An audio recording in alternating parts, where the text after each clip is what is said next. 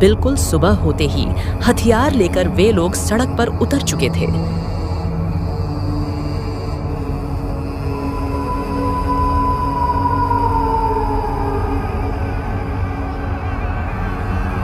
अपने मकसद से पुलिस को हटाने के लिए उन पर पत्थर फेंके गए, फिर आग के गोले फेंककर उन्हें भागने पर मजबूर किया। हिंदुओं के घरों में पेट्रोल बॉम्ब फेंके गए।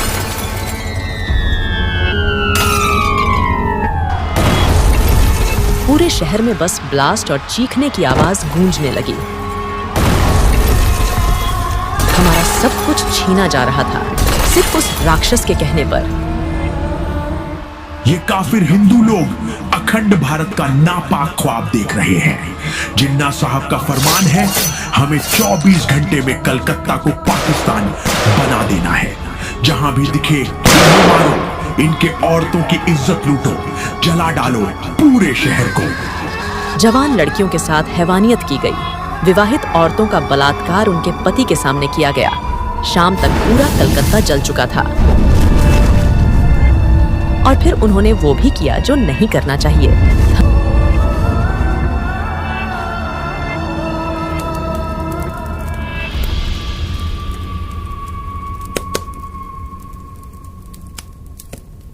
पापा जी, चाय पीजिए। हाँ, लेकिन ये कहानी अब दर्शकों को मैं शुरू से सुनाऊंगा, क्योंकि सबको पता चलना चाहिए आखिर इस जेनोसाइड की जड़ क्या थी। इस कहानी की असली शुरुआत होती है 1857 की क्रांति से। इसे भारतीय इतिहास का पहला स्वतंत्रता संग्राम कहा जाता है, जब हिंदू, मुसलमान और सिख सबने मिलकर अंग्रेजी राज के खिलाफ आवाज उठाई थी। कारतूसों में गाय और सुअर की चर्बी होने की अफवाह ने हिंदू और मुसलमान दोनों को भड़का दिया। लेकिन ये सिर्फ कारतूस की बात नहीं थी, ये था उस अपमान का बदला जो अंग्रेजों ने हिंदुस्तान की मिट्टी और संस्कृति को बार बार दिया। इस क्रांति का नेतृत्व अलग अलग जगहों पर अलग अलग नायकों ने किया। उत्तर भारत में आखिरी मुगल बादशाह बहादुर शाह ने कमान संभाली। झांसी में रानी लक्ष्मीबाई ने अंग्रेजों को नाकों चने चबवा दिए। अवध में बेगम हजरत महल ने लड़ाई लड़ी। बिहार में कुंवर सिंह ने मोर्चा संभाला। इस प्रकार हिंदू और मुसलमान एक साथ लड़े, एक झंडे के लिए, एक ही सपने के लिए। हम सब एक हैं, अंग्रेजों को हिंदुस्तान से बाहर फेंक दो। लेकिन यह क्रांति ज्यादा दिन टिक न सकी। अंग्रेजों की ताकत और आधुनिक हथियारों ने धीरे धीरे विद्रोह को कुचल दिया। हजारों लोग मार दिए गए, दिल्ली उजाड़ दी गई। बहादुर शाह जफर को कैद कर बर्मा निर्वासित कर दिया गया। 1857 की हार अंग्रेजों के लिए एक सबक थी और एक डर भी। उन्होंने समझ लिया कि अगर हिंदू और मुसलमान साथ खड़े हो गए तो अंग्रेजों का राज टिक नहीं पाएगा। इसलिए फूट बांटो और राज करो की नीति अपनाई। इस नीति के तहत अंग्रेजों ने हिंदू और मुस्लिम के बीच धार्मिक दरार पटकना शुरू की। 1871 में सेंसस यानी जनगणना शुरू की गई, जिसमें लोगों को धर्म के आधार पर गिनती में बांटा गया। इससे हिंदू मुस्लिम समाज की एकता कमजोर होती चली गई। अगर ये लोग एक हो गए तो हमारी हुकूमत खत्म हो जाएगी। इनको आपस में लड़ाओ और हमेशा के लिए अलग कर दो। 1885 में भारतीय राष्ट्रीय कांग्रेस की स्थापना हुई। यह एक ऐसा मंच था जहां हिंदू और मुसलमान मिलकर अंग्रेजों से अधिकार मांग सकते थे। शुरुआत में कांग्रेस ज्यादा उग्र नहीं थी। उसका मकसद था सुधार और धीरे धीरे अधिकार पाना। लेकिन कांग्रेस के मंच पर हिंदू और मुसलमान एक साथ खड़े दिखाई दिए। यह अंग्रेजों को बिल्कुल पसंद नहीं आया। इसी दौर में एक बड़े मुस्लिम नेता उभरे, सर सैयद अहमद खान। उन्होंने मुसलमानों को आधुनिक शिक्षा की ओर बढ़ने का रास्ता दिखाया। सर सैयद अहमद खान का मानना था कि कांग्रेस हिंदुओं की पार्टी है और वो मुसलमानों के हितों की सही रक्षा नहीं कर पाएगी। और यहीं से मुस्लिम अलगाववाद की सोच धीरे धीरे जन्म लेने लगी। 1900 तक आते आते तस्वीर साफ होने लगी थी। हिंदू और मुसलमानों के बीच दरार की नींव डल चुकी थी। अंग्रेजों ने जानबूझकर दोनों समुदायों को अलग अलग पहचान दी। कांग्रेस आगे तो बढ़ रही थी, लेकिन उसमें मुस्लिम विश्वास कम होता जा रहा था। सन 1905 में ब्रिटिश वायसराय लॉर्ड कर्जन ने बंगाल का बंटवारा कर दिया।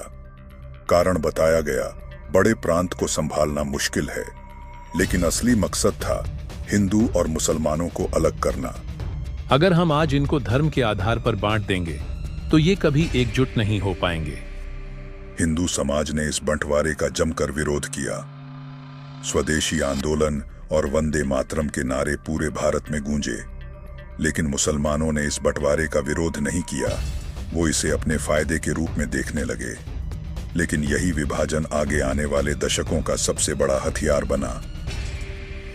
सन 1906 ढाका में ऑल इंडिया मुस्लिम लीग की स्थापना हुई।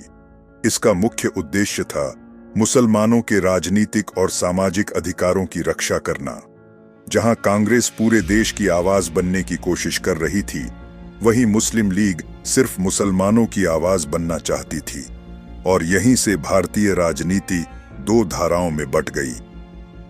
सन 1909 में ब्रिटिश सरकार ने मार्ले मिंटो सुधार लागू किए। इसमें मुसलमानों के लिए सेपरेट इलेक्टोरेट्स का प्रावधान किया गया, यानी हिंदू और मुसलमान अलग अलग उम्मीदवारों को वोट देंगे। ये था डिवाइड एंड रूल का असली चेहरा। अब राजनीति में धर्म की लकीर और गहरी हो गई थी। सन 1914 में प्रथम विश्व युद्ध छिड़ा। ब्रिटिश ने भारतीयों से सैनिक, टैक्स और संसाधन लिए, लेकिन बदले में वादे के अनुसार अंग्रेजों ने भारतीयों को कोई राहत नहीं दी। ऐसे माहौल में हिंदू और मुस्लिम नेताओं ने एकजुट होने की जरूरत महसूस की, और फिर 1916 में लखनऊ में कांग्रेस और मुस्लिम लीग की मीटिंग हुई। यहां दोनों पार्टियों ने एक साझा समझौता किया, जिसे लखनऊ पैक्ट कहा गया, जिसके बाद पहली बार कांग्रेस और मुस्लिम लीग एक मंच पर आए। भारतीय राजनीति में हिंदू मुस्लिम एकता मजबूत हुई, जिससे ब्रिटिश सरकार पर दबाव पड़ा। सन 1920 में खिलाफत आंदोलन मुस्लिम लीग प्लस अली बंधु भी चला, क्योंकि तुर्की के खलीफा को हटाने से मुसलमान नाराज थे। तुर्की के शासक सुल्तान को खलीफा माना जाता था। ब्रिटेन और उसके सहयोगी देशों ने तुर्की के कई हिस्सों पर कब्जा कर लिया और खलीफा की शक्ति कमजोर कर दी। भारतीय मुसलमानों को लगा कि खलीफा की ताकत खत्म करने का मतलब इस्लाम पर आघात है, जिसके बाद अली बंधु, मौलाना मोहम्मद अली और मौलाना शौकत अली ने मुसलमानों को संगठित करके खिलाफत कमेटी 1919 में बनाई और अंग्रेजों के खिलाफ आंदोलन शुरू किया। इसी वक्त का फायदा उठाकर गांधी जी ने अंग्रेजों के खिलाफ हिंदी मुस्लिम को एकजुट करने की कोशिश की। गांधी जी ने असहयोग आंदोलन और खिलाफत आंदोलन को आपस में जोड़ दिया, जिसके परिणाम स्वरूप हिंदू मुस्लिम एकता एक साथ मिलकर अंग्रेजों के खिलाफ आवाज बुलंद करने लगी थी। कई जगह पर हिंदू और मुस्लिम किसान, व्यापारी और विद्यार्थी साथ आए। पहली बार इतने बड़े पैमाने पर हिंदू मुस्लिम एकता दिखी। लेकिन एकता ज्यादा देर नहीं टिक पाई। सन 1922 में ज्यादा हिंसा बढ़ने के कारण और चौरी चौरा घटना के बाद गांधी जी ने असहयोग आंदोलन वापस ले लिया, जिससे मुसलमानों को लगा कि हिंदुओं ने उनका साथ छोड़ दिया है। मुस्लिम लीग और कई मुस्लिम नेता एक बार फिर सोचने लगे कि कांग्रेस वास्तव में हिंदू पार्टी है, वो कभी हमारे हित के लिए काम नहीं करेगी। सन 1925 में आरएसएस की स्थापना हुई। इसका असर यह हुआ कि हिंदू समाज भी अब अपनी अलग पहचान पर जोर देने लगा। कांग्रेस पार्टी अब बीच में लटक चुकी थी। एक तरफ मुस्लिम लीग थी तो दूसरी तरफ आरएसएस पार्टी। सन 1930 मोहम्मद इकबाल मुस्लिम लीग के सत्र में बोलते हैं। उन्होंने कहा, अब समय आ गया है मुस्लिमों के लिए उत्तर पश्चिम भारत में एक अलग देश होना चाहिए। यह पहली बार था जब किसी मुस्लिम के मन में एक अलग मुल्क बनाने का विचार सामने आया। लेकिन फिर सन 1933 में कैम्ब्रिज यूनिवर्सिटी के एक छात्र रहमत अली ने पाकिस्तान नाम का सुझाव दिया। इसका मतलब था पी पंजाब, ए अफगान प्रांत, के कश्मीर, एस सिंध और टियान बलूचिस्तान। यह नाम मुस्लिम नेताओं को भा गया। सन 1935 में अंग्रेजों द्वारा गवर्नमेंट ऑफ इंडिया एक्ट लाया गया। ब्रिटिश संसद ने यह कानून पास किया जिसमें भारत को सीमित स्वशासन देने का वादा था। इस एक्ट के तहत भारत के अलग अलग प्रांतों में चुनी हुई सरकारें बनाई गईं, लेकिन केंद्र में ब्रिटिश गवर्नमेंट का ही नियंत्रण बना हुआ था। इस एक्ट ने हिंदुओं और मुस्लिमों के लिए अलग निर्वाचन क्षेत्रों को और मजबूत किया, जिससे धार्मिक आधार पर राजनीति को और बढ़ावा मिला। कांग्रेस ने इसे आंशिक सुधार माना, लेकिन मुस्लिम लीग ने इसे मुस्लिम हितों के लिए अपर्याप्त बताया, जिसके बाद जिन्ना ने लीग को और संगठित करने का फैसला किया। सन 1935 के एक्ट के तहत 1937 में प्रांतों में चुनाव हुए। कांग्रेस ने 11 में से 7 प्रांतों में भारी जीत हासिल की। वही मुस्लिम लीग को मुस्लिम बहुल क्षेत्रों जैसे संयुक्त प्रांत, बंगाल और पंजाब में भी हार का सामना करना पड़ा। इस जीत के बाद कांग्रेस ने मुस्लिम लीग के साथ गठबंधन करने से इनकार कर दिया, जिससे कई मुस्लिम नेताओं को लगा कि कांग्रेस मुस्लिम हितों को अनदेखी कर रही है। जिन्ना, जो पहले कांग्रेस के समर्थक थे, अब पूरी तरह मुस्लिम लीग के लिए समर्पित हो गए थे। उन्होंने अपने लोगों को संगठित कर कहा कि कांग्रेस की इस जीत ने मुस्लिमों को पीछे धकेल दिया है, जल्द ही हमें अपनी ताकत बढ़ानी होगी। जिन्ना के शब्दों ने मुस्लिम लीग को और आक्रामक बनाया। जिन्ना ने मुस्लिमों को एकजुट करने और अलग पहचान की मांग को तेज करने का फैसला किया। यह बंटवारे की ओर पहला बड़ा कदम था। इस चुनाव के बाद ब्रिटिशों ने मुस्लिम लीग को अप्रत्यक्ष रूप से समर्थन देना शुरू किया, ताकि कांग्रेस की ताकत को कम किया जा सके और हिंदू मुस्लिम एकता न बने। यह उनकी फूट डालो राज करो नीति का हिस्सा था। सितंबर 1939 द्वितीय विश्व युद्ध शुरू हुआ। ब्रिटिशों ने भारत को बिना पूछे युद्ध में शामिल कर लिया।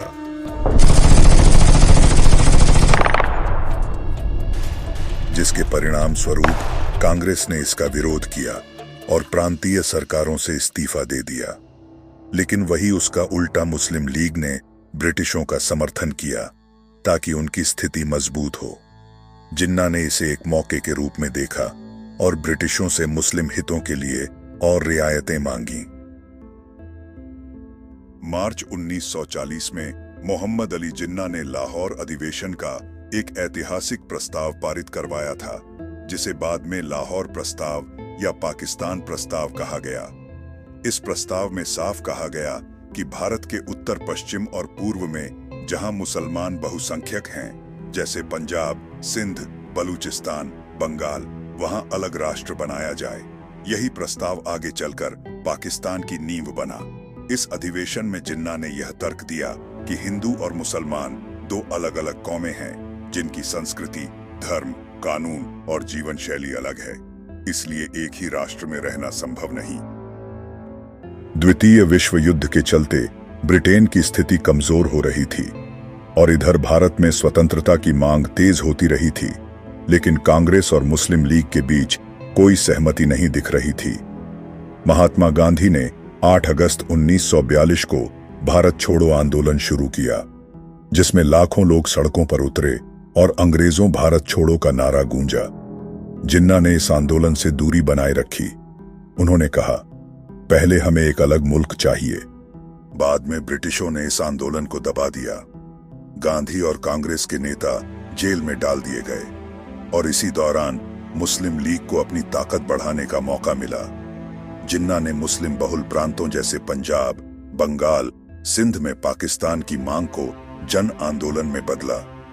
मुस्लिम लीग की सदस्यता बढ़ी और पाकिस्तान एक लोकप्रिय नारा बन गया। ये सब देखकर गांधी जी को बहुत ठेस पहुंची और उन्होंने तुरंत जिन्ना से मीटिंग की।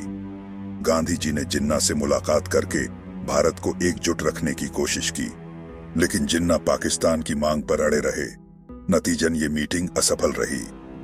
वही डॉक्टर B.R. अम्बेडकर गांधी और नेहरू की बात से असहमत थे। उनका मानना था कि हिंदू और मुसलमानों के बीच गहरे सामाजिक और धार्मिक मतभेद हैं, इसलिए दोनों का एक देश में साथ रहना बहुत मुश्किल होगा। वो यह मानते थे कि अगर हिंदू मुस्लिम साथ रहेंगे तो भविष्य में बार बार दंगे और संघर्ष होंगे, जिससे देश का विकास रुक जाएगा। इसलिए उन्होंने कहा था कि अगर मुसलमान पाकिस्तान चाहते हैं तो उन्हें अलग देश दे देना ही बेहतर होगा, ताकि दोनों अपनी अपनी सोच और धर्म के हिसाब से रह सकें। लेकिन इसके साथ ही उन्होंने यह भी चेतावनी दी थी कि इस विभाजन से कुछ नुकसान भी होगा।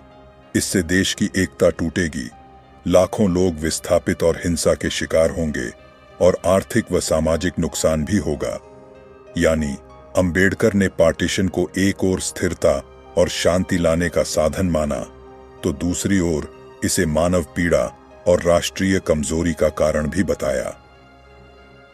द्वितीय विश्व युद्ध 1945 में खत्म होने के बाद ब्रिटेन को आर्थिक और सैन्य रूप से कमजोर कर दिया था। वे भारत पर नियंत्रण नहीं रख सकते थे और जल्दी ही स्वतंत्रता देना चाहते थे। युद्ध खत्म होने के बाद ब्रिटेन में लेबर पार्टी की सरकार क्लेमेंट एटली प्रधानमंत्री बने, जो भारत को आजादी देने के पक्ष में थे। जिसके बाद वायसराय लॉर्ड वावेल ने शिमला में एक सम्मेलन बुलाया ताकि भारत में अंतरिम सरकार बनाई जा सके। इस सम्मेलन में जिन्ना ने मांग की कि मुस्लिम लीग को मुस्लिम प्रतिनिधियों के रूप में विशेष अधिकार मिले, लेकिन कांग्रेस ने इसका विरोध किया और इस वजह से ये सम्मेलन असफल हो गया। इस असफलता ने बंटवारे की संभावना को और मजबूत किया। जिन्ना ने कहा, अब केवल पाकिस्तान ही रास्ता है, जिसके बाद ब्रिटिश सरकार ने कहा कि अब भारत में चुनाव कराए जाएंगे ताकि असली जनप्रतिनिधि सामने आ पाए। 1945 से 46 में नए सिरे से प्रांतीय चुनाव हुए। इस बार मुस्लिम लीग ने मुस्लिम बहुल क्षेत्रों में शानदार प्रदर्शन किया। पंजाब, बंगाल और सिंध में मुस्लिम लीग ने अपनी ताकत दिखाई और सारी सीटें जीत लीं, और वही कांग्रेस ने भी लगभग सभी हिंदू बहुल प्रांतों में शानदार जीत हासिल की। जिन्ना अब पूरे दम से बोले कि कांग्रेस हिंदुओं की पार्टी है और मुस्लिम लीग ही मुसलमानों की प्रतिनिधि है। इन जीतों ने जिन्ना को विश्वास दिलाया कि मुस्लिम समुदाय अब पाकिस्तान की मांग के पीछे खड़ा है। कांग्रेस को भी लगा कि बंटवारे से बचना मुश्किल हो रहा है। मार्च 1946 में ब्रिटिश सरकार ने cabinet mission Stafford Cripps, Pethick Lawrence और एवी अलेक्जेंडर को भारत भेजा। इसका मकसद था एक संयुक्त भारत में संविधान सभा और अंतरिम सरकार बनाना। मिशन ने एक संघीय ढांचे का सुझाव दिया, जिसमें प्रांतों को ज्यादा स्वायत्तता मिलती और मुस्लिम बहुल क्षेत्रों को कुछ विशेष अधिकार। कांग्रेस ने इसे आंशिक रूप से स्वीकार किया, लेकिन जिन्ना ने इसे ठुकरा दिया। उन्हें डर था कि यह ढांचा मुस्लिमों को कमजोर करेगा, और अंग्रेजों का यह मिशन असफल रहा। कैबिनेट मिशन की असफलता से नाराज जिन्ना ने डायरेक्ट एक्शन डे का ऐलान किया ताकि पाकिस्तान की मांग को बल मिले। अब हम शांत नहीं बैठेंगे। खाओ धरती माँ की कसम, उसकी रक्षा की। हर एक शहीद हुए हिंदू भाई बहन के बदले 10 जिहादियों को मारो।